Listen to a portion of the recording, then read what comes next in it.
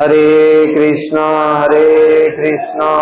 कृष्ण कृष्ण हरे हरे, हरे राम राम राम हरे हरे, हरे कृष्णा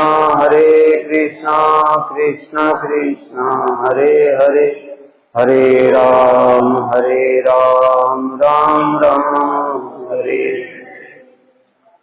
सर्वप्रथम मैं अपने गुरुपाद पद्म लीला प्रविष्ट ओम विष्णुपाद अष्टोत्तर श्रीमद भक्ति वेदांत नारायण गोस्वामी महाराज जी के चरण कमलों में अनंत कोटि दंडवत प्रणाम करते उनकी ऐसी कृपा की प्रार्थना करता हूँ।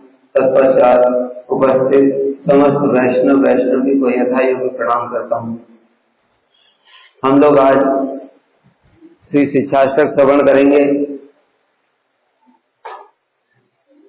श्री चैतन्य महाप्रभु स्वयं कृष्ण हैं। श्री राधा जी के भाव और अंग कांति को लेकर के इस जगत में अवतरित हुए और राधा जी के भावों का आस्वादन किया।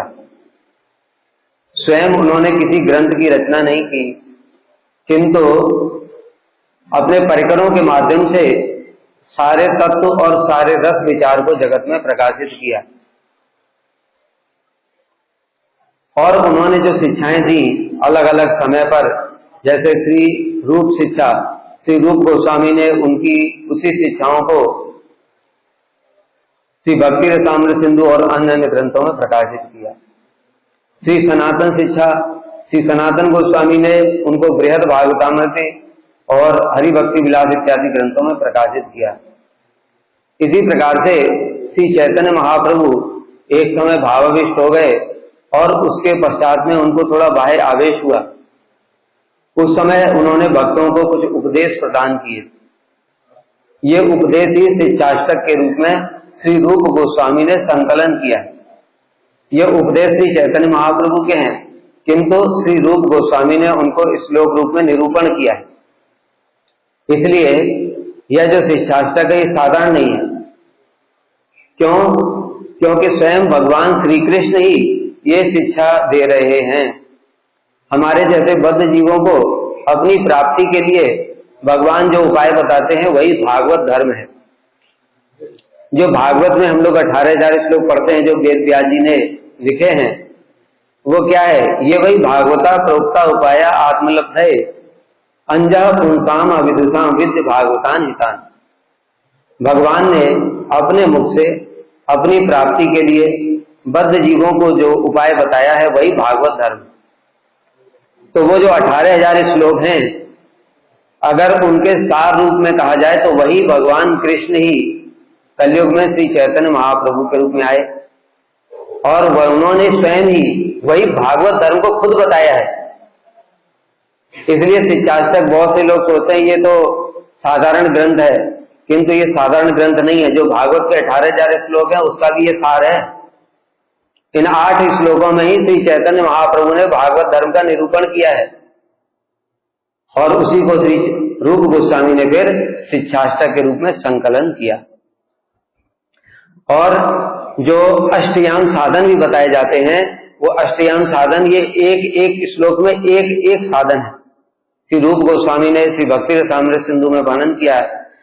प्रेम प्राप्ति के क्रम: आदौ श्रद्धा तथा साधु संगो अथवा भजन क्रिया, ततो अनर्थ निवृत्ति स्यात्, ततो निष्ठा रुचिस्तथा, अथासक्ति ततो भावस्तथा, प्रेमाभिदंचति साधका नाम अयम प्रेमणः प्रादुर्भावे भवेत् क्रम। सबसे पहली स्टेज है श्रद्धा, आदौ श्रद्धा, तथा साधु संग, उसके बाद साधु संग, फिर भजन क्रिया, फिर अनर्थ निवृत्ति, निष्ठा, रुचि, आसक्ति, भाव और प्रेम। ये साधकों में प्रेम उत्पन्न होने का क्रम है। तो भागवत में भी तो यही सब बातें बताई हैं।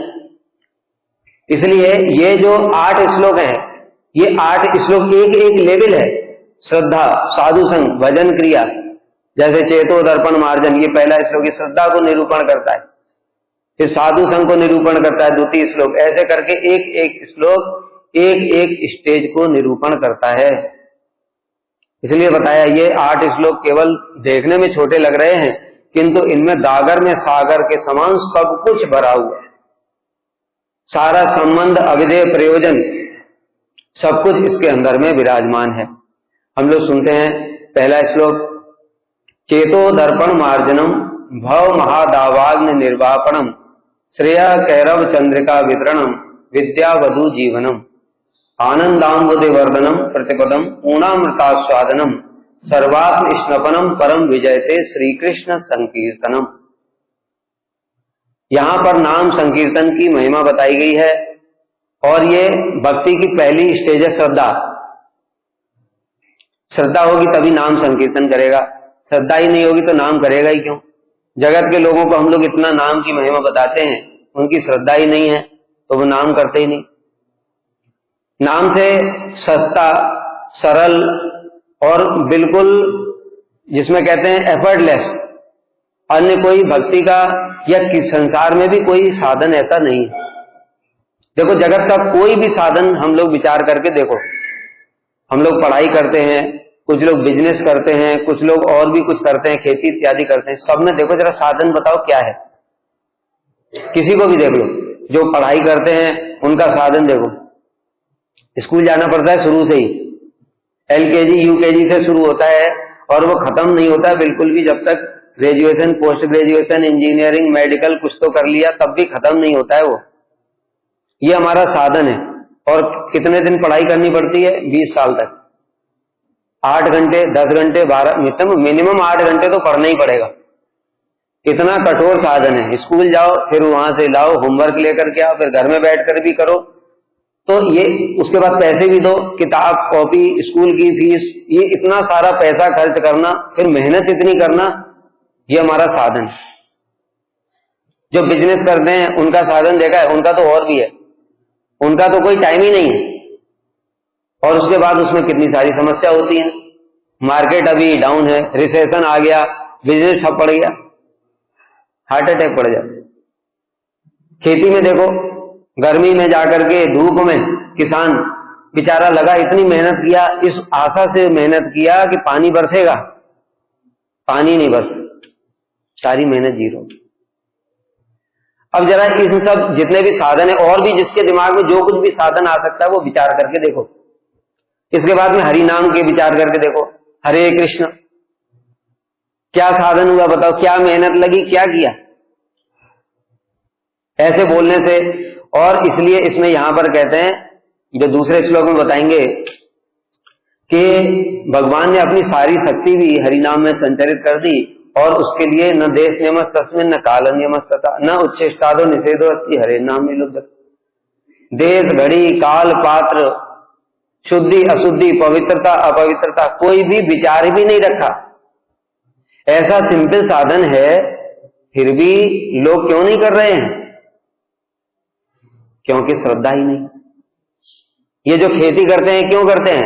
क्योंकि उनकी श्रद्धा है कि खेती करूंगा, गेहूं उगाऊंगा, गेहूं को 50 रुपए किलो बेचूंगा, उससे पैसा आएगा, दूसरों को भी ऐसे मिलता है, मुझे भी मिलेगा, फिर वो पैसा कमाऊंगा, घर खरीदूंगा, गाड़ी खरीदूंगा, इस प्रकार से विवाह करूंगा। ये श्रद्धा है, इसमें श्रद्धा है। बिजनेसमैन इतना बिजनेस करके पैसा क्यों कमा रहा है? उसको भोग करने हैं, इसलिए पैसे कमा रहा है। बच्चा पढ़ाई क्यों कर रहा है शुरू से लेकर के इतना? उसको भी वही सब भोग करने हैं, इसके लिए पैसा चाहिए। तो इन सब चीजों में जीव की स्वाभाविक श्रद्धा है, किंतु हरि नाम के प्रति श्रद्धा ही नहीं है। इसलिए इतनी अनमोल वस्तु जिसमें कोई एफर्ट भी नहीं है, फिर भी नहीं करता। इसलिए प्रथम यहां पर बताया गया श्रद्धा। जो अष्टकाली लीला है, इसमें निशांत लीला में जो साधन तो भजन का है वो यही है। भजन रहस्य में भी श्री भक्ति विनोद ठाकुर ने इस बात को बताया। तो ये जो श्री कृष्ण संकीर्तन है, ये श्री कृष्ण संकीर्तन हमको 7 वस्तुएं प्रदान करते हैं। पहला, चेतो दर्पण मार्जनम, चित्त रूपी दर्पण को मार्जन करते हैं। क्या है इनका एक्सप्लेनेशन धीरे धीरे बताएंगे। भव महादावाग्नि निर्वापणम, हम लोग संसार के 3 तापों से सभी त्रस्त हैं। इस जगत में कोई भी एक भी ऐसा व्यक्ति नहीं है जो बता दे हम सुखी हैं, शांति, हमको कोई टेंशन नहीं। तो साधु के सामने बोल करके जाता है क्योंकि उसको भजन नहीं करना है। अगर बोलेगा कि हाँ हाँ मैं दुखी हूं, तो साधु उसको उपदेश देना शुरू कर देंगे, उसको उपदेश सुनने नहीं है। इसलिए दिखाता है नहीं नहीं वी आर वेरी हैप्पी, और फिर घर में जाकर के रोता है कुछ दिनों के बाद। तो इस प्रकार से सभी के सभी जीव, इस ब्रह्मांड में कोई भी ऐसा नहीं है यहां से लेकर ब्रह्मा जी तक जो कि 3 तापों से परेशान नहीं है। तो ये 3 तापों को नष्ट करने वाला है। दूसरा हो गया चेतो दर्पण मार्जनम भव महादावाग्नि श्रेय कैरव चंद्रिका वितरणम। श्रेय कैरव चंद्रिका, जैसे चंद्रमा होता है, चंद्रमा कुमुदनी को विकसित करता है। जैसे कमल होता है ना, कमल की तरह कुमुदनी भी होती है। कमल को सूर्य विकसित करता है। चंद्रमा का यहाँ पर उदाहरण क्यों दिया? सूर्य का उदाहरण क्यों नहीं दिया? सूर्य तो कमल को विकसित करता है। सूर्य का उदाहरण क्यों नहीं दिया? क्योंकि सूर्य में ताप होता है और चंद्रमा शीतल होता है, शीतलता भी देता है और कुमुदनी को विकसित भी कर देता है। सूर्य देता है, कमल को तो विकसित करता है लेकिन कमल को ताप भी देता है, इसलिए यहां पर चंद्रमा का उदाहरण दिया गया। तो यह जो हरि नाम संकीर्तन है, ये श्रेय माने कल्याण, कल्याण को बताया गया चंद्रिका के समान, और जो हरि नाम है उसको बताया गया चंद्र के समान। तो ये कुमुदनी के समान इसको बताया गया। तो ये कुमुदनी को विकसित करने वाला, श्रेय माने कल्याण, भाव रूपी जो कुमुदनी है उसको हरि नाम रूपी चंद्र विकसित करते हैं, तब जाकर के उनको प्रेम प्राप्त होता है। तीसरा हो गया श्रेय कैरव चंद्रिका वितरणम विद्या वधु जीवनम। विद्या किसको कहते हैं? रामानंद राय से महाप्रभु ने पूछा कि विद्याओं में, समस्त विद्याओं में सार क्या है? कृष्ण भक्ति ही सभी विद्याओं का सार है।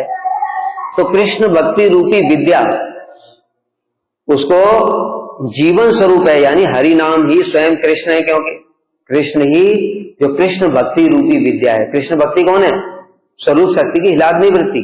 उनके पति स्वरूप कौन है? श्री नाम प्रभु, वही उनके लिए जीवन स्वरूप है। तो विद्यावधु जीवनम आनंदाम्बुदे वर्धनम।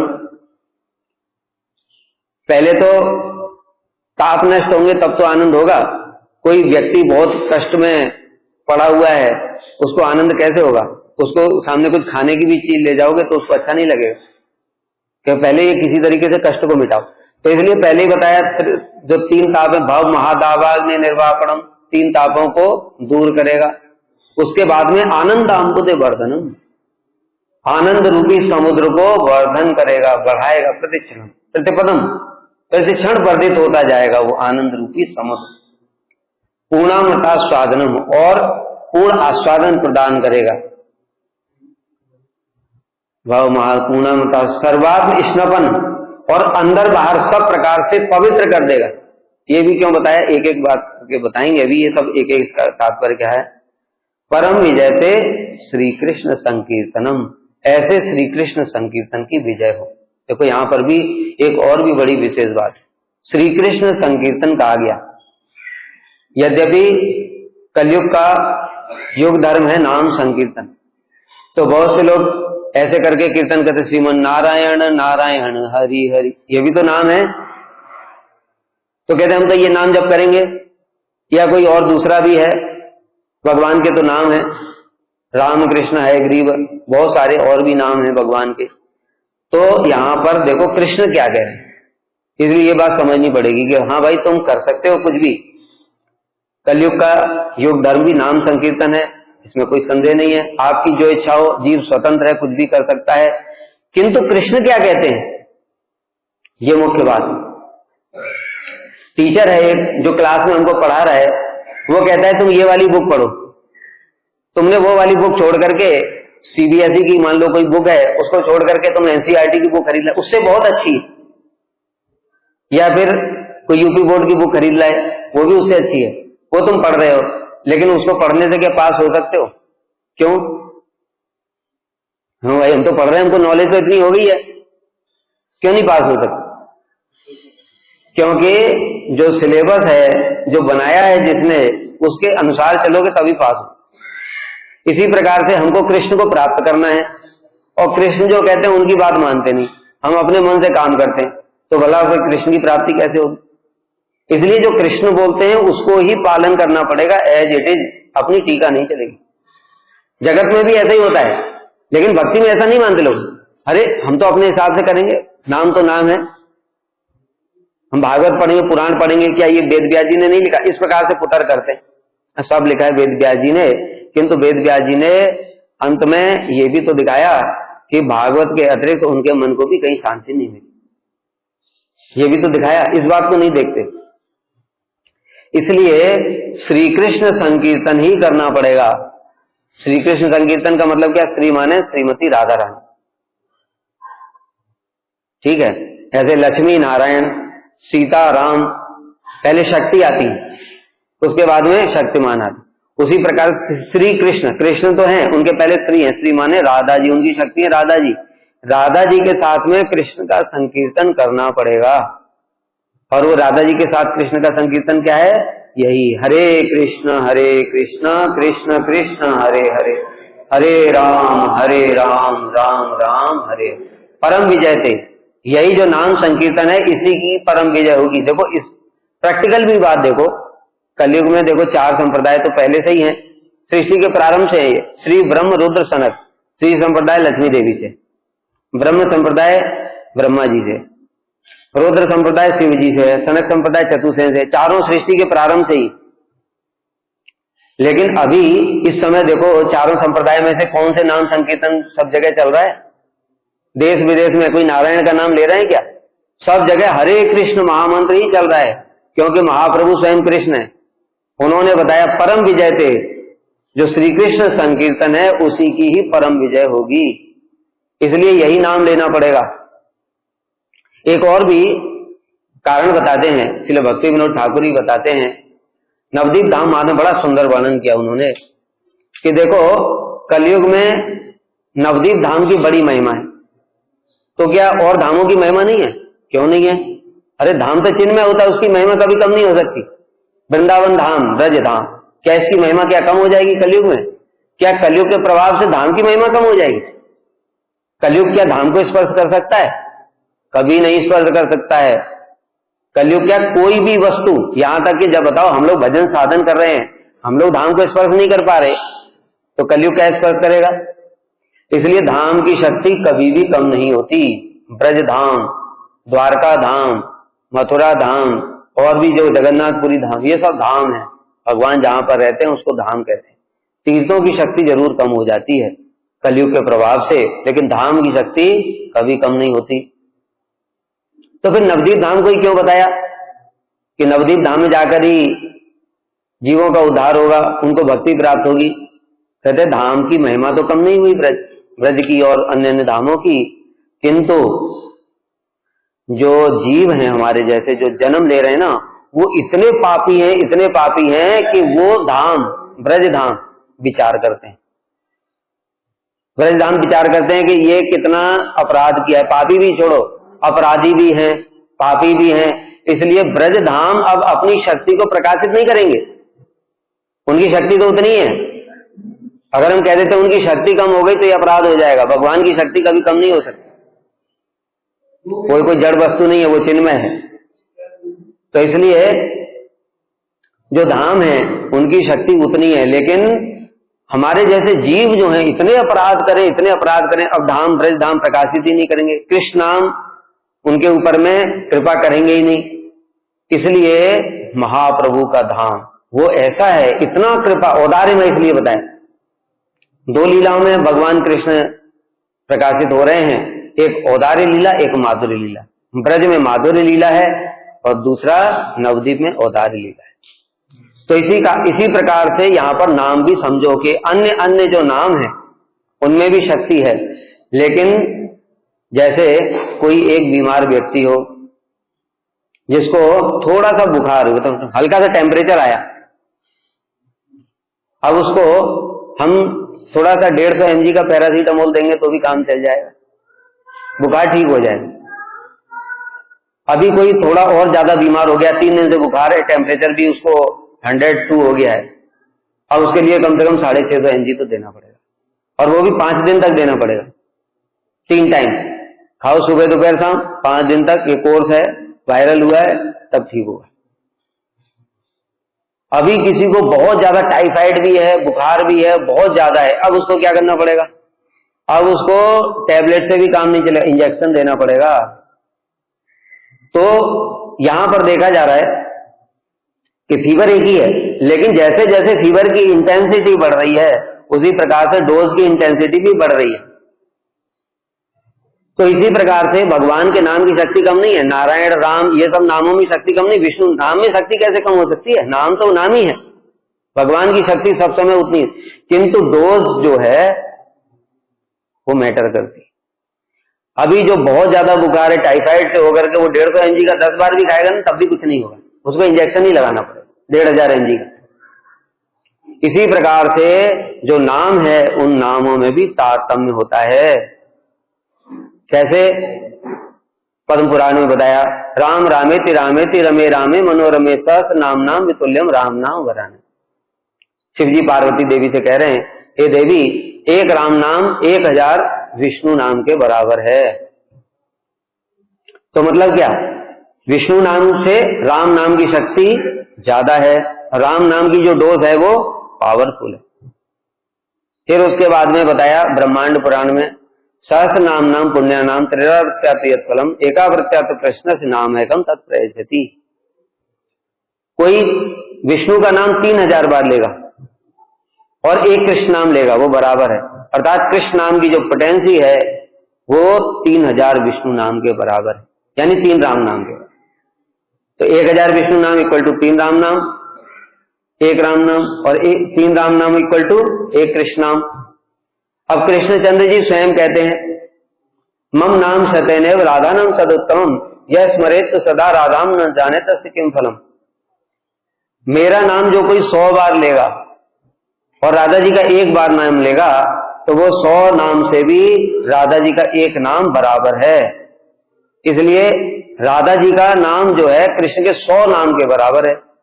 तो राधा जी का नाम सबसे ज्यादा शक्तिशाली हुआ, सबसे हाईएस्ट पोटेंसी है उसकी। तो हम लोग फिर राधे राधे जपेंगे। बहुत सारे लोग राधे राधे ही जपते हैं, वृंदावन में भी राधे राधे जपते, तो हम लोग हरे कृष्ण क्यों जपते? फिर इसलिए जपते हैं क्योंकि देखो भक्ति क्या है इसको समझना पड़ेगा।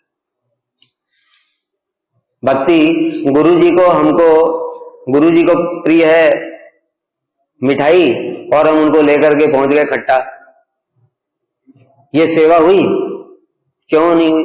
हम तो इतनी अपनी खुशी से लेकर के गए। जगत के लोग ऐसे ही भक्ति करते हैं, हमारी खुशी के लिए ले ली, अपनी खुशी के लिए बनाते।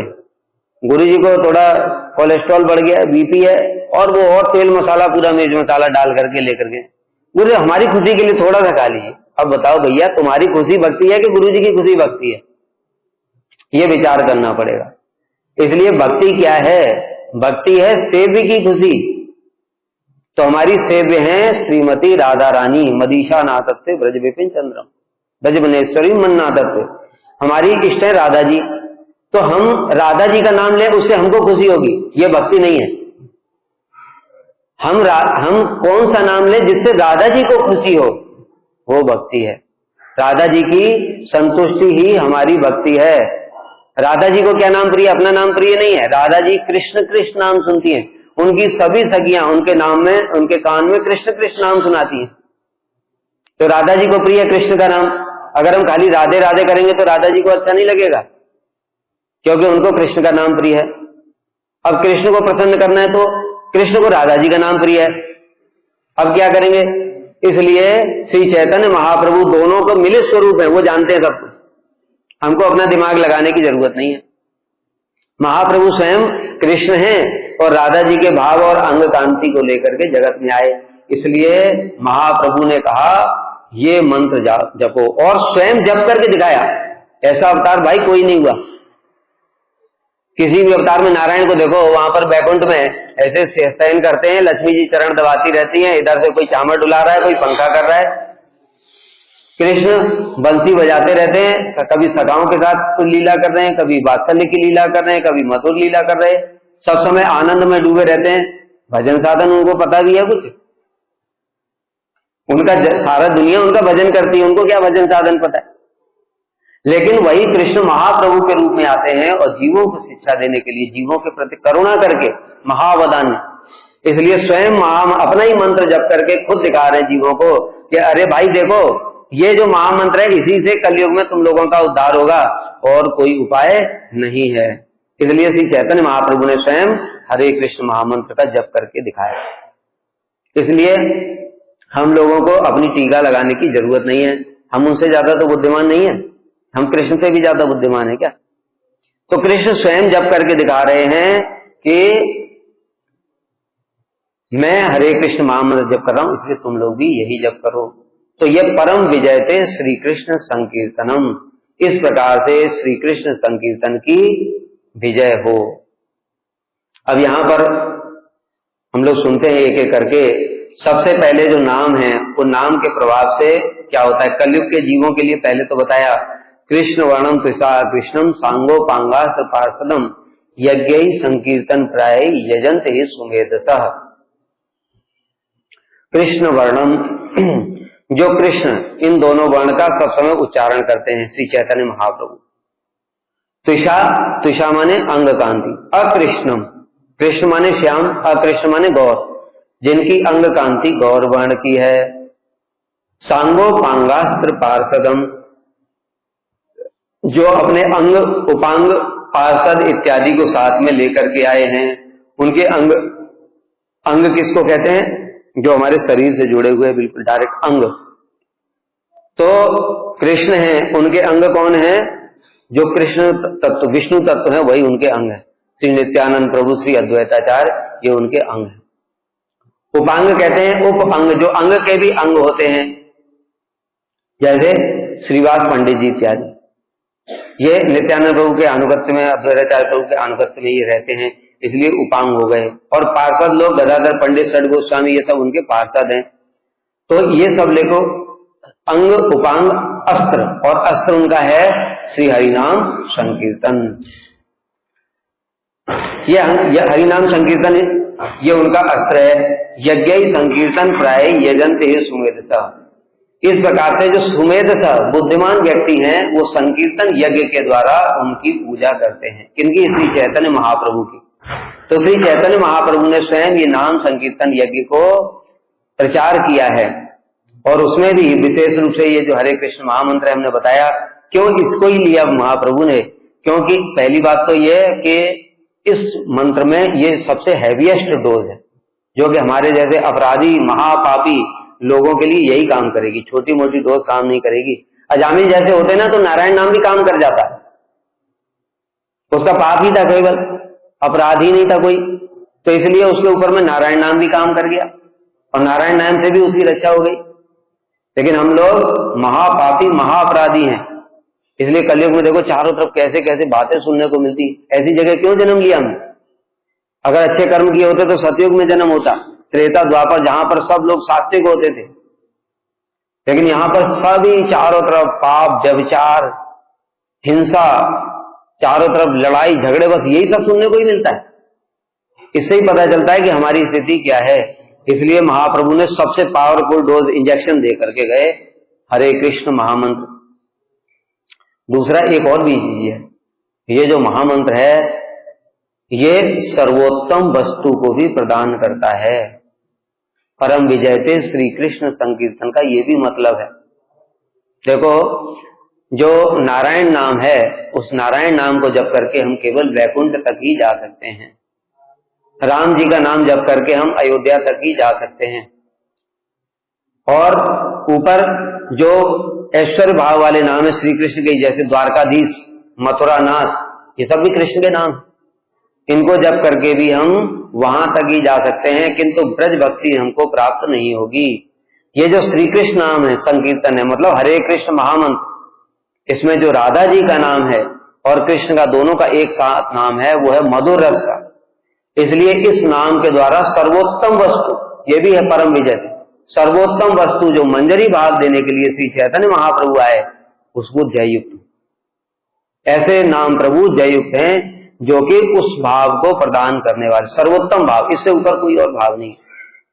तो यहां पर यह भी एक विचार है। इस प्रकार से यहां पर हमने बताया कि जो नाम संकीर्तन है कलयुग में वही युग धर्म है। और किसी के द्वारा भी चेतोदर्पण मार्जन कलयुग में नहीं हो सकता है। यद्यपि अर्च हरिम भक्त्या कृते कृत सत्वरपि फलम प्राप्नोति अविकलम कलौ गोविंद कीर्तनाथ। देखो शास्त्र में भी यही बताया, सतयुग में सैकड़ों वर्षों की तपस्या के बाद जो फल प्राप्त होता था वो कलयुग में नाम संकीर्तन गोविंद के से, नाम संकीर्तन से, ये जो हमने बताया महामंत्र से ही प्राप्त हो जाएगा। कारण क्या? हैवी डोज, इसलिए बताया हैवी डोज। जैसे बताया ना 150 mg की 10 टैबलेट खाओगे तब 1500 होगा, और उसमें एक इंजेक्शन लगा दिया 1500 mg का, हो गया। इसी प्रकार से अभी नाम की शक्ति बताई ना, 1000 बार विष्णु का नाम लेते थे, मतलब तपस्या करते थे, नारायण की तपस्या करते थे, वहां पर जाकर के, बद्री आश्रम में जाकर के, हिमालय में जाकर के, और नारायण का नाम लेते थे। इसलिए वो 1000 बार वहां नहीं जाके तपस्या करेंगे, इधर कोई हरे कृष्ण एक बार ही बोल देगा, उससे ज्यादा फल, लाखों गुना फल हो गया उसका। और दूसरा एक कह रहे हैं, बृहद विष्णु पुराण में बड़ा सुंदर बताया, नामनो अस्ति यावती शक्ति पाप निर्हरणे हरे तावत कर्तुम न शक्नोति पातकम पातकी जन। श्री हरि नाम में, कृष्ण के नाम में पापों को हरण करने की जितनी शक्ति विद्यमान है, एक पापी सारे जीवन में उतने पाप नहीं कर सकता। कितनी नाम में शक्ति है, लेकिन हम लोगों को विश्वास ही नहीं है।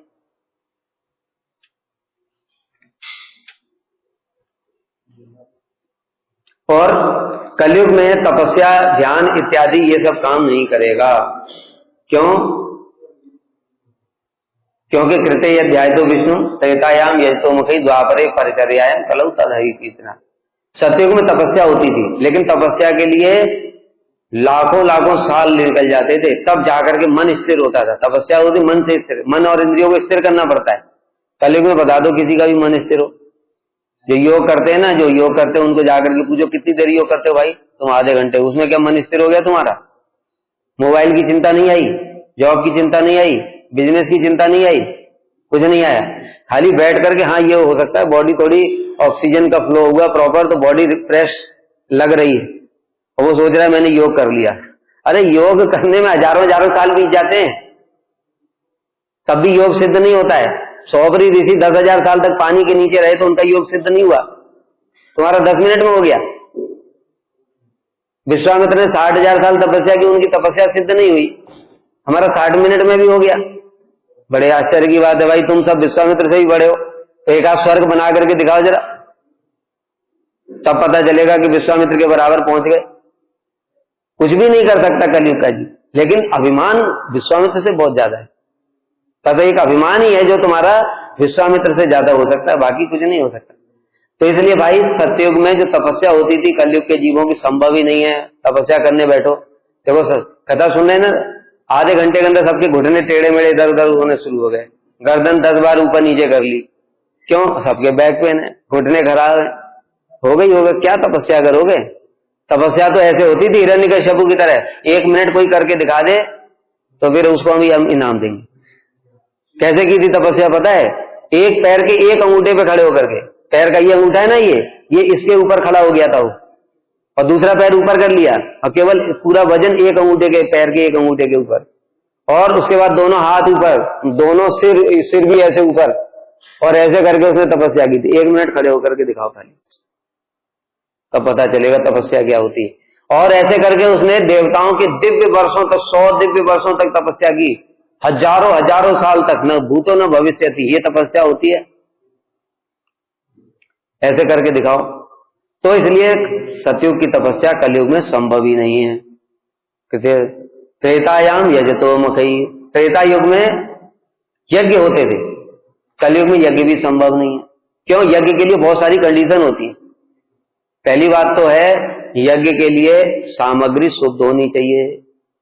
अभी भैया सामग्री, दूध कहां से शुद्ध लाओगे, दही कहां से शुद्ध लाओगे, घी कहां से शुद्ध लाओगे, कहां कहां जाकर के लेकर के आते हैं, उसमें कितना मिलावट रहती है। जर्सी गाय, अरे जर्सी गाय तो शास्त्र में गाय ही नहीं बताया गया। जो देसी गाय है ना, केवल वही गाय है, उसमें 33 करोड़ देवता रहते हैं। तुमने हाइब्रिड बना करके साइंस के हिसाब से कुछ भी बना लिया, वो दूध तो निकल सकता है, लेकिन उस दूध में शक्ति नहीं हो सकती है। उसमें देवता तुम्हारे बोलने से प्रवेश नहीं कर जाएंगे। तुमने इंजेक्शन लगाया तो देवता आ जाएंगे क्या 33 करोड़? शास्त्र में बताया, देखो ये शास्त्र विधि मुझसे, शास्त्र की बात एज इट इज माननी पड़ेगी। मनुष्य गाय से श्रेष्ठ है कि नहीं? सभी लोग जानते हैं मनुष्य गाय से श्रेष्ठ है, हमारी तरह गाय सोच नहीं सकती है। लेकिन ये बताओ, शास्त्र में बताया गया कि जो गाय का जो मल मूत्र है वो ठाकुर जी की सेवा में लगेगा, तुम्हारा लगाओ, तुम तो श्रेष्ठ हो। अपने आप को श्रेष्ठ मानते हो तो लगाओ, अपने घर में जरा जरा अपने मल से पोत के दिखाओ, होगा? क्यों नहीं होगा? शास्त्र में लिखा हुआ है ऐसा। इसलिए तुम्हारे श्रेष्ठ होने से जो शास्त्र में लिखा है वैसे ही करना पड़ेगा। शंख तो हड्डी है, ठाकुर जी के कमरे में तुम हड्डी लेकर के जाओ, तुमको कैसा महत अपराध हो जाएगा। लेकिन शंख तो हड्डी है, वो सेवा में लगेगा। गोमूत्र और जो गोबर है वो सेवा में लगेगा ठाकुर जी के। तो कुछ भी पवित्र ही नहीं है। और वो जो फिर डेयरी में जाकर के जो घी आता है उसमें गाय का, भैंस का और किस किस का, जर्सी का, सबका। तो जर्सी गाय देगी 15 लीटर, देसी गाय देगी 1 लीटर, घी कहां से आएगा? लोग इतने हैं, डिमांड इतनी ज्यादा है, तो लोगों को बिजनेस से मतलब है, और किसी चीज से मतलब नहीं। तो इसलिए भैया कुछ भी शुद्ध नहीं है। अब देखो एक बात बता देता हूं कि जो अपवित्र तुम आहुति दोगे, देवता लोग तुम्हारे भूखे नहीं बैठे। उनके स्वर्ग में पारिजात होता है, वहां पर कामधेनु गाय होती है, वहां सब कुछ है, उनको तुम्हारे घटिया माल की जरूरत नहीं है। सिंपल सी बात है ना, जो बढ़िया बढ़िया माल खा रहा है उसको तुम सड़ा सा लेकर के जाओगे, वो क्यों खाएगा? तो देवता लोग आहुति ग्रहण नहीं करते, शास्त्र में वर्णन है ऐसा। एक समय ऐसा हुआ तो ये यज्ञ किया उसने, और वो जो सामग्री थी वो अपवित्र थी, तो आहुति नहीं ग्रहण कर रहे, कोई देवता आया ही। तो जो ऋषि थे उनके मंत्र में शक्ति थी, उन्होंने देवताओं को डायरेक्ट आह्वान किया, कहते तुम ग्रहण क्यों नहीं करते? कहते ये अपवित्र है, तुमको पता नहीं, हमको पता है। तो देवता लोग तो आज जो यज्ञ होते हैं वो क्या ग्रहण करते होंगे कुछ पता नहीं, तो इसलिए सामग्री अपवित्र। हमारे प्रभु जी जाते थे हाथरस में भिक्षा करने के लिए, वहां पर हवन सामग्री बनती थी, उसमें बताया लकड़ी का बुरादा और क्या क्या सब चीजें, वो जो होता है डाबर जो तेल वो बचता है ना, वो भी मिक्स करके, और क्या क्या ऐसी सामग्री। देवता लोग पता है ना वो फालतू की चीजें ग्रहण नहीं करने वाले, तो काला डाबर तुम्हारी खाएंगे वो। इसलिए हवन की सामग्री ही अपवित्र है। दूसरा, चलो मान लो तुम जैसे तैसे करके खुद ले आकर के इधर उधर से सामान प्योर वाला ला करके खुद बनाया, फिर बेटा मंत्र कहां से लाओगे? मंत्र शक्ति होनी चाहिए, मुख्य वस्तु होती है यज्ञ में मंत्र। जो पुरोहित होता है, जो आहुति देता है ना, उसके मंत्र की इतनी शक्ति होती थी कि देवता लोग साक्षात प्रकट होकर के, वशीभूत होकर के ग्रहण करते थे। उनके मंत्र शक्ति से देवता आते थे। आजकल किसी ब्राह्मण को बोलो जरा दिखाओ, जरा कोई भी देवता प्रकट करके दिखाओ, तो कुछ यज्ञ क्या हो, इसमें कुछ होता ही नहीं है, यज्ञ का भी कोई फल ही नहीं है। बस मन को तसल्ली हो जाती, हाँ भैया हमने हवन कराया है, घर की शांति की, घर में भूत प्रेत था, हवन कराया, उस हवन कराने के बाद और बढ़ गया, 2-4 अपवित्र सामग्री को देख करके और भी आ गए। तो ऐसी स्थिति है। लेकिन जो पुरोहित होते थे, बताए ना, तुम लोग शास्त्र पढ़ो, उसमें जो है जन्मेजय का नाग यज्ञ, जो परीक्षित को तक्षक ने डसा ना, तो जन्मेजय को बड़ा गुस्सा आया, बड़ी लंबी कथा है। जन्मेजय को बड़ा गुस्सा आया, उन्होंने कहा इन नागों को मैं सबक सिखाऊंगा। उन्होंने एक बड़ा सा कुंड बनवाया और 4 पुरोहित बनवाए, बड़े तेजस्वी पुरोहित थे, और उन्होंने जिस समय मंत्र की शक्ति मारी ना, हवन में आहुति दी, सांप उड़ उड़ करके जहां जहां से थे उड़ उड़ करके आने लगे। मंत्राधीनो देवता, शास्त्र में बताया देवता मंत्र के अधीन होते हैं। इसलिए मंत्र जिसने सिद्ध कर लिया तो देवताओं को आना पड़ेगा। अब कलयुग में किसी का मंत्र ही सिद्ध नहीं है, शुद्धि अशुद्धि कुछ है ही नहीं, शिष्टाचार कुछ, सदाचार कुछ भी नहीं है। और मंत्र सिद्ध करने के लिए बड़े नियम पालन करने पड़ते हैं। ब्रह्म मुहूर्त में उठ करके वो सारा नियम होता है। अभी ब्रह्म मुहूर्त तो क्या, जब सूरज सिर के ऊपर आ जाता है तब नींद खुलती है, उसके बाद जो कुछ करोगे वो सात्विक की जगह राजसिक तांत्रिक काम हो रहा है, क्या मंत्र में शक्ति आएगी? इसलिए भाई कलयुग में यज्ञ भी नहीं हो सकता। द्वापर परिचर्या है, द्वापर में अर्चन होता था, अर्चन में स्मरण भी होता है। हमारा स्मरण ध्यान मतलब होता ही नहीं है, अर्चन करने बैठे ध्यान इधर उधर, घंटी बज रही, हाँ सुनो, अब बच्चे को तैयार कर दो थोड़ा, मैं बिजी हूं, हाँ बिजी, ठाकुर जी की घंटी बजाने में बिजी है। अब ध्यान कहां पर है? पति में, पुत्र में, हो गई तो इसलिए बताया ना, ये सब 150 mg वाली टैबलेट है भाई, ये काम नहीं करेंगी। ध्यान, यज्ञ, तपस्या। इसलिए भगवान ने कलयुग में पूरा इंजेक्शन भर करके दिया, निज सर्वशक्ति तत्रार्पिता। भगवान ने अपनी समस्त शक्ति को नाम में संचरित कर दिया, इसलिए उसके आगे किसी की भी नहीं चलेगी। किसी की नहीं चलेगी मतलब न कलयुग की चलेगी, न अपराधों की चलेगी, न पापों की, कोई कुछ भी बिगाड़ नहीं सकता। नाम में इतनी शक्ति है, इसलिए कलयुग में केवल नाम संकीर्तन ही होगा। तो नाम संकीर्तन करने से सबसे पहले क्या होगा? चेतो दर्पण मार्जन, चित्त रूपी दर्पण मार्जन होगा। अभी चित्त रूपी दर्पण मार्जन का मतलब क्या है? देखो, जीव को पहले से समझना पड़ेगा। ये चित्त रूपी दर्पण मार्जन का मतलब, हमारा हृदय जो है ना, ये इसको दर्पण के समान बताया गया। इसके ऊपर में बहुत कचरा जमा हो गया है। और देखो, जब कचरा भी इकट्ठा होता है ना, तो उसका भी एक लेवल होता है। जैसे मान लो तुम्हारा वीकेंड पे छुट्टी हुई, तुम 2 दिन घूमने के लिए कहीं चले गए, 2 दिन के बाद लौट करके आए, देखा धूल जमी हुई है दर्पण के ऊपर। अब क्या है, थोड़ा सा एक कपड़ा लिया, क्लीन एकदम चकाचक। और तुम्हारा कम मान लो कोई किसी काम से गांव चलना जाना पड़ा 15-20 दिन के लिए, उसके बाद में फिर दर्पण पे धूल जमी। अभी क्या करना, तो थोड़ा उसको और रगड़ना पड़ेगा, घिसना भी पड़ेगा।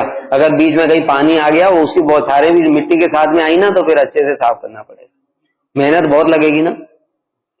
फिर अगर और सालों बीत गए, कोई होता है ना पुराने घर हैं, वो सालों से पड़े हुए हैं, उसमें दर्पण भी पड़ा हुआ है, अब तो भाई कितना रगड़ना पड़ेगा कुछ पता ही नहीं। उसमें तो ऐसा आ जाता है, परमानेंट ही हो जाता है। हमारी स्थिति वैसी है।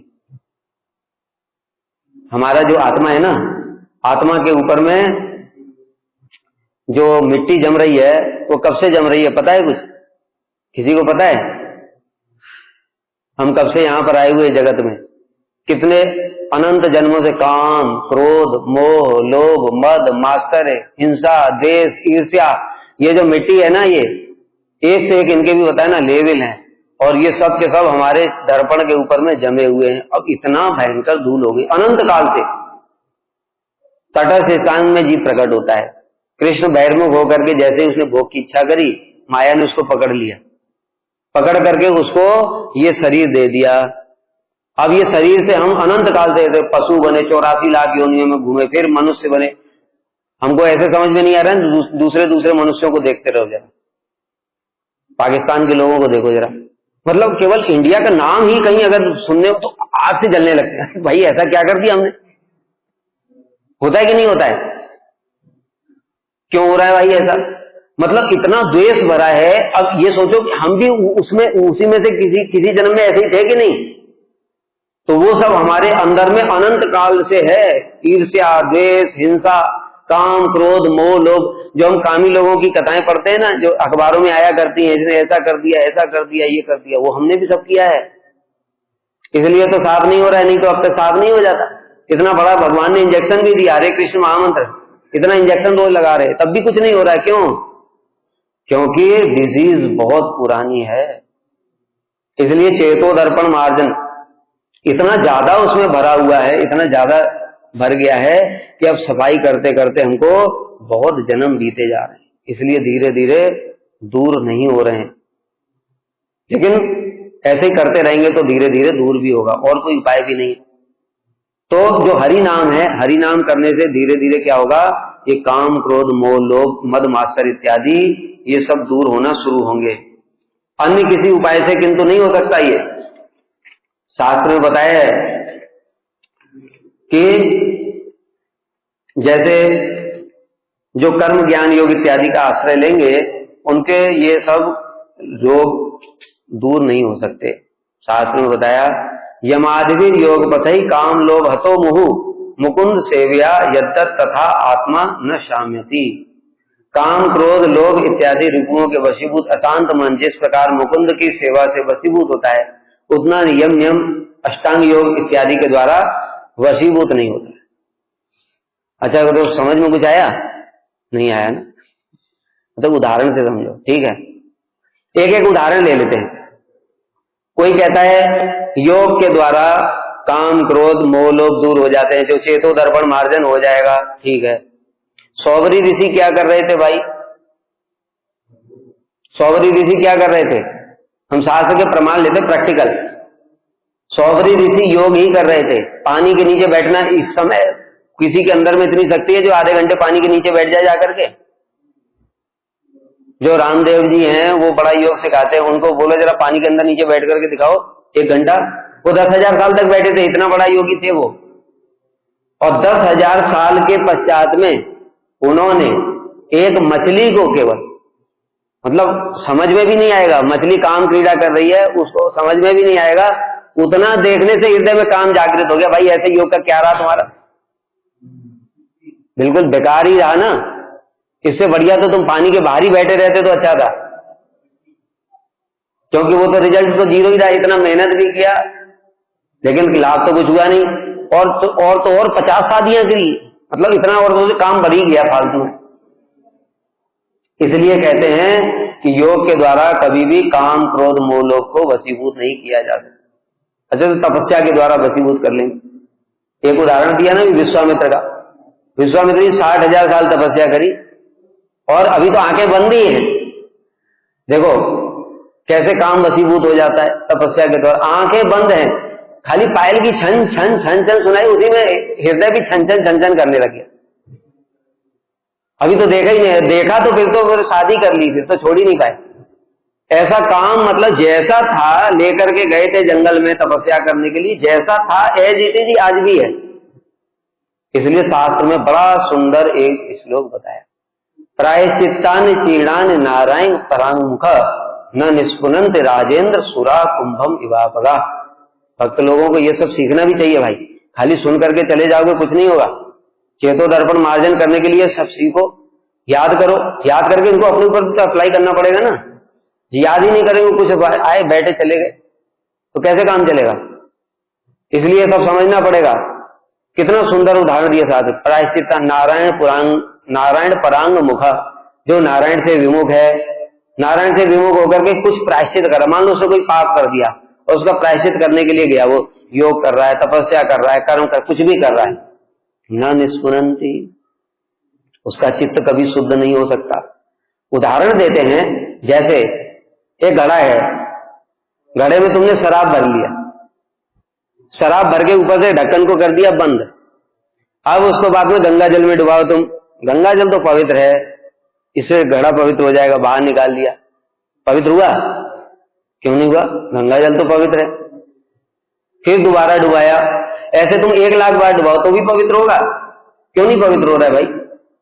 गंगा जल तो पवित्र है। तो गंगा जल तो पवित्र है, तुमने भीतर तो शराब भर रखी है, तो गंगा जल भीतर घुस करके उसको थोड़ी निकालेंगे, ऊपर से पवित्र करेंगे। इसी प्रकार से गंगा जी का जो स्नान करने से, क्योंकि गंगा जी साधारण नहीं है, चिन्मय जल है, भगवान का चरण, स्नान करने से पाप तो पवित्र होते हैं, इसमें कोई संदेह नहीं है, लेकिन पाप बीज वो शराब के समान भीतर ही तो भरा हुआ है, उसका क्या करोगे?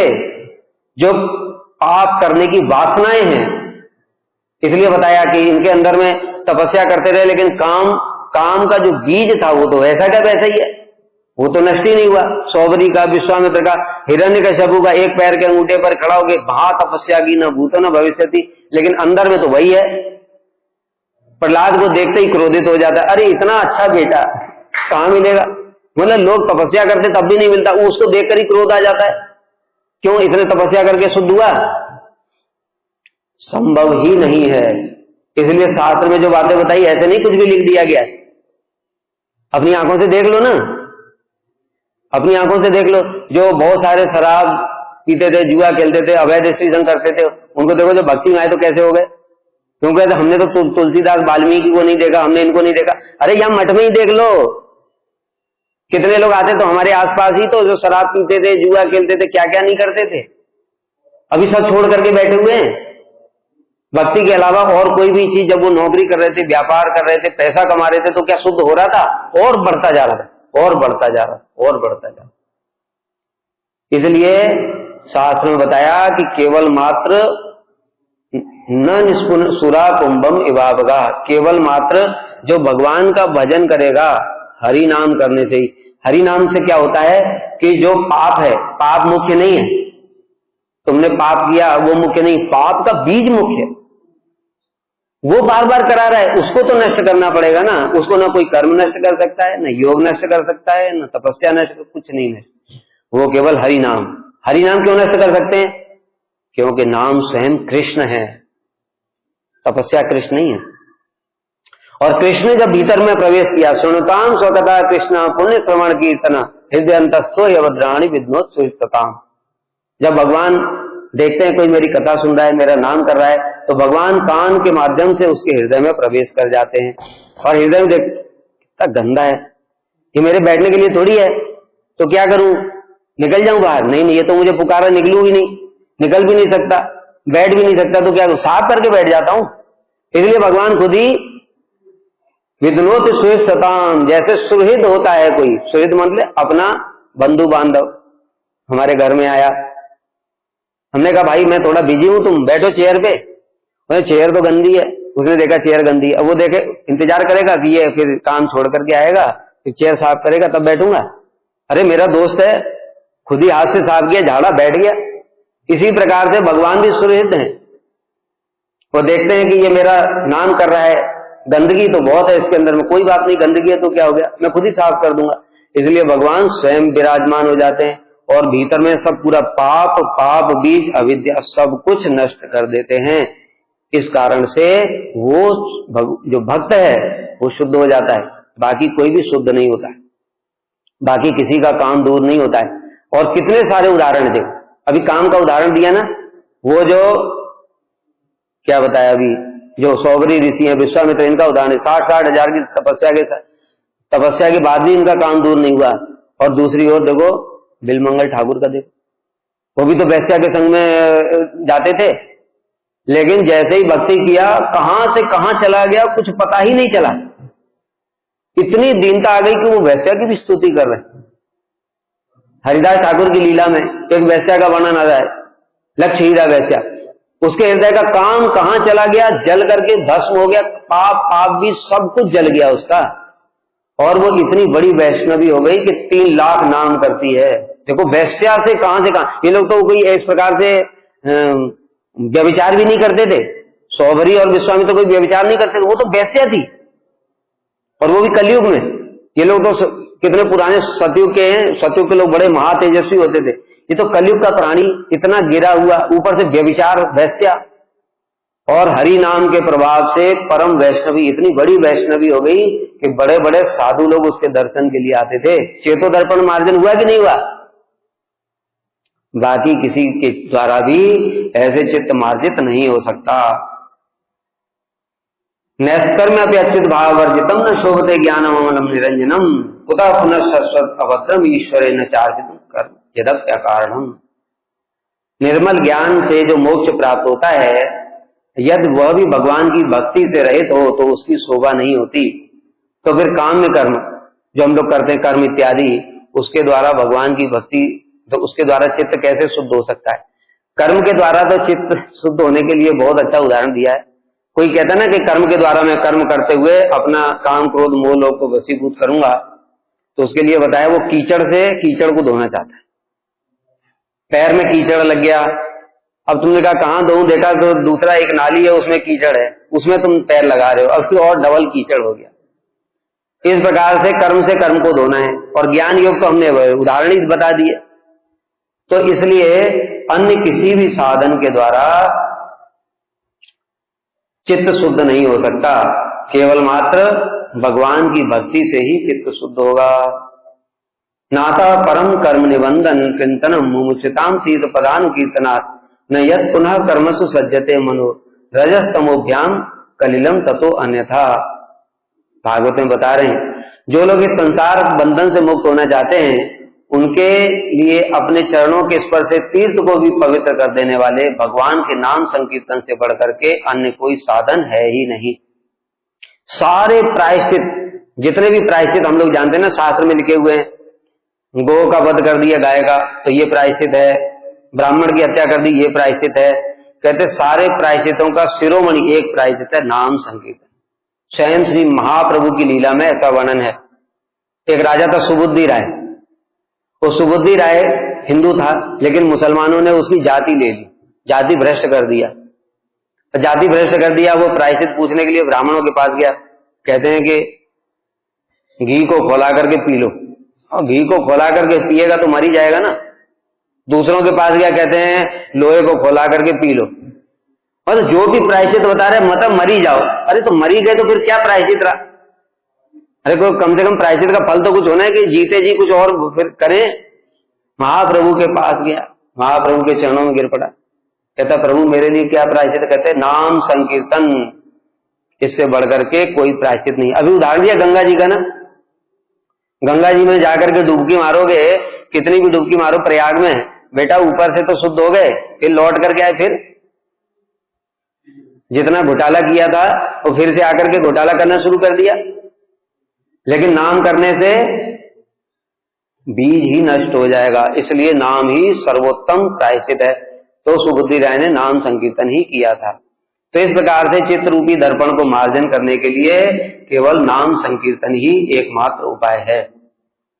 सकृत उच्चारितम येन हरि इति अक्षर द्वयम बद्ध परिकरस्तेन मोक्षाय गमनम प्रति हरि, ये दो अक्षर जिसके मुख से एक बार भी बिना किसी प्रयास के उच्चारित हो जाते हैं, उसकी मुक्ति अनायास ही हो जाती है। मुक्ति तो बहुत छोटी चीज है, मुक्ति तो बहुत छोटी चीज है। जो कृष्ण प्रेम प्रदान करते हैं, नाम का फल मुक्ति नहीं है, नाम के तो गौड़ फल ही मुक्ति, भोग और मोक्ष तो नाम के गौड़ फल से ही प्राप्त हो जाते हैं। नाम का वास्तविक फल है कृष्ण प्रेम। तो इस प्रकार से श्री नाम प्रभु हृदय में विराजमान होकर के और फिर चित्त को शुद्ध कर, चित्त रूपी दर्पण को मार्जन करते हैं। इसलिए नाम संकीर्तन बताया। 64 भक्ति के अंग होते हैं। 64 भक्ति के अंग में 9 भक्ति के अंग प्रधान है। श्रवणम, कीर्तनम, विष्णु स्मरणम, पाद सेवनम, अर्चनम, वंदनम, दास्यम, सख्यम, आत्मनिवेदन, ये 9 भक्ति के अंग। इन 9 भक्ति के अंगों में 5 भक्ति के अंग प्रधान है। साधु संग, मथुरावास, भागवत श्रवण, विग्रह सेवा और नाम संकीर्तन, ये 5 प्रधान है। इन 5 भक्ति के अंगों में फिर 3 प्रधान है, श्रवण, कीर्तन और स्मरण। और फिर इन तीनों में भी नाम संकीर्तन ही सबका सार है। नाम संकीर्तन, एक भक्ति का अंग जो है वो नाम संकीर्तन। इसलिए प्रभुपाद जी कहते थे श्री नाम संकीर्तन ही गौड़ी मठ के उपास्य हैं। हमारे लिए भी राधा कृष्ण उपास्य नहीं है। तो कहते अरे हम तो यही जानते थे हमारे राधा कृष्ण युगल किशोर, ये तो नई बात बता रहे हैं। कहते नई बात नहीं बता रहे हैं, ठीक बात बता रहे हैं। हम क्या कर सकते हैं? हम राधा कृष्ण को कौन दर्शन कर सकता है? राधा कृष्ण को वो दर्शन कर सकता है जिसकी समस्त इंद्रियां चिन्मय हो गई हों। प्रेमांजन चरित भक्ति विलोचने ना, ये आंखों के ऊपर में तुम आई ड्रॉप डालोगे जैसे प्रेम का, तब राधा कृष्ण के दर्शन होंगे। जब तुम्हारे दर्शन ही नहीं हो तो तुम क्या उनको सेवा करोगे? क्या करोगे? उनसे न बातचीत कर सकते, कुछ नहीं कर सकते, सेवा नहीं कर सकते। लेकिन भगवान ने ही अपना स्वरूप प्रकाशित किया, राधा कृष्ण ही अपना एक स्वरूप प्रकाशित किया जिसको हम ले सकते हैं, जिसकी सेवा कर सकते हैं, वो नाम प्रभु। इसलिए नाम संकीर्तन हमारे उपास्य हैं। जब इनकी उपासना करोगे नाम प्रभु की श्रद्धा पूर्वक कैसे? बिल्कुल एक स्थान पर बैठ करके बिना किसी से बात किए हुए नाम को कीर्तन करते हुए हरे कृष्ण कृष्ण कृष्ण हरे हरे, हरे राम राम राम हरे बोल रहे हैं, सुन रहे हैं और नाम का स्मरण कर रहे हैं, ये नाम प्रभु की सेवा हो रही है। सेवा के भाव से, किस सेवा के भाव से? नाम नामी अभिन्न, ये साक्षात कृष्ण है, हरे साक्षात राधा जी हैं, कृष्ण साक्षात कृष्ण है। इस भाव से जब हम नाम प्रभु की सेवा करेंगे, नाम प्रभु की कृपा से चित्त रूपी दर्पण मार्जन होगा, फिर उसमें भाव प्रकाशित होगा, तब राधा कृष्ण हमारे उपास्य होंगे। अभी हमारे लिए राधा कृष्ण का कुछ भी महत्व नहीं, क्योंकि हम न जानते हैं, न देख सकते हैं, न बात कर सकते हैं, कुछ भी नहीं कर सकते, न अनुभव कर सकते। लेकिन नाम प्रभु को हम बोल सकते हैं, अनुभव कर सकते हैं, सुन सकते हैं, और नाम प्रभु की कृपा से हमारा कैसे धीरे धीरे काम क्रोध मोह दूर होगा वो भी अनुभव कर सकते हैं। इसलिए अभी जो हमारी स्टेज है उसमें नाम प्रभु ही हमारे उपास्य हैं। ठीक है, कब तक करना है? अच्छा,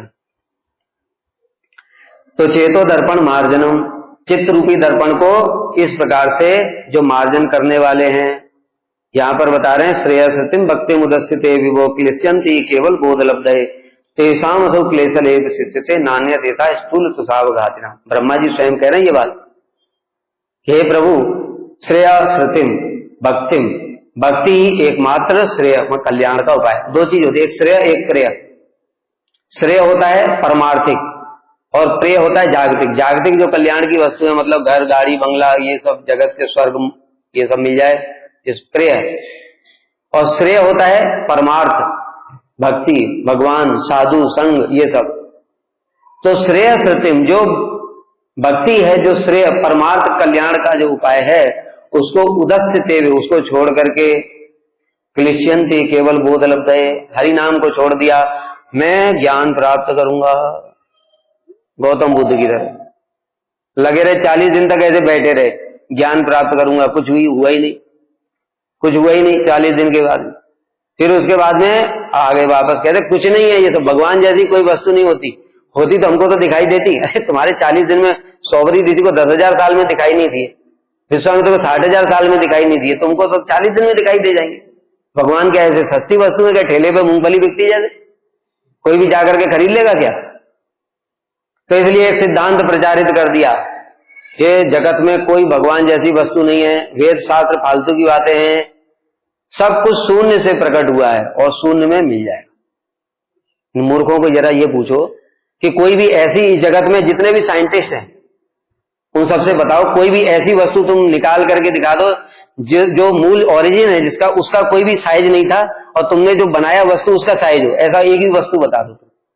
अगर तुम ऐसा करोगे तो हम शून्यवाद को स्वीकार कर लेंगे, हम भी तुम्हारे फॉलोअर बन जाएंगे। मतलब कॉमन सेंस भी नहीं है, इतने अपने आप को इतना बड़ा बड़ा साइंटिस्ट ये वो सब बोलते हैं, इतना कॉमन सेंस नहीं है। ये पेन है, इसका कुछ साइज है ना, तब इससे दूसरा तोड़ा दूसरा बनाया, उसका भी साइज है तभी तो। बिना साइज वाली वस्तु से साइज वाली वस्तु कैसे बन जाएगी? अरे हमने इलेक्ट्रॉन प्रोटॉन न्यूट्रॉन पढ़ा, वो तो बहुत छोटा है, दिखता भी नहीं है, उसका साइज होता है कि नहीं होता है? उसका भी साइज होता है, हमने वो भी पढ़ा। तो फिर उससे तो छोटे छोटे से इतना माइक्रो साइज, नैनो साइज, इससे बन करके तो बड़ा बड़ा ये सब इतना बड़ा बड़ा दिख रहा है, तो छोटी वस्तु का भी साइज था, तो साइज ही नहीं था, ऐसा कुछ बताओ। तब भी लोग इनको फॉलो करते हैं। कैसे मूर्ख लोग हैं बता, अंधा यथा अंधई, जो अंधों के पीछे अंधे दौड़ रहे हैं। इसलिए इस बात को समझना चाहिए कि जो केवल ज्ञान की प्राप्ति के लिए चेष्टा करते हैं भक्ति को छोड़ करके, उनको केवल जैसे चावल है ना, धान में होता है, धान को कूटा चावल निकाल लिया, अब भूसी बची, भूसी को कूटते रहो उसका कुछ नहीं निकलेगा। ऐसे ही केवल कष्ट ही कष्ट प्राप्त करते हैं। इसलिए भगवान की भक्ति और हरि नाम ही सर्वोत्तम साधन है। ये पहले श्लोक में पहला बताया, अभी चेतो दर्पण महाजन, अभी फिर बताएंगे भव महातावाद में निर्वापणम अगली क्लास में। वांछा कल्पतरुभ्यश्च कृपा सिंधुभ्यैव च पतितानां पावनेभ्यो वैष्णवेभ्यो